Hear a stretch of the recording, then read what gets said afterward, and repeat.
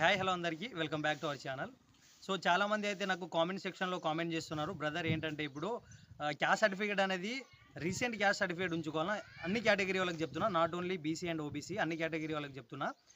So ఏంటంటే మనకు 2016లో district అనేవి ఇంక్రీజ్ చేయడం జరిగింది.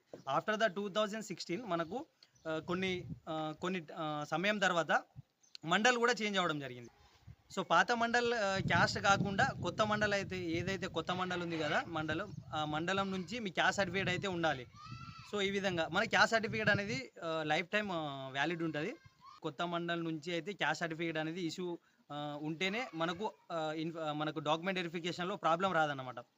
ఎందుకంటున్నా అంటే అక్కడ మనకు సార్ వాళ్ళు అయితే ఎవరైతే వెరిఫై చేస్తారో వెరిఫై చేసే వాళ్ళ సార్ వాళ్ళు మన మండల ఆఫీస్కి వెళ్ళడం జరుగుతుంది, వెరిఫై చేస్తారనమాట. ఇక్కడ ఓబీసీ వాళ్ళకైతే 1 year క్యాష్ వ్యాలిడిటీ ఉంటుంది, 1 year అయితే వాళ్ళకి వ్యాలిడిటీ డ్యూరేషన్ అనేది ఉంటుంది ఓబీసీ క్యాష్ వాళ్ళకు.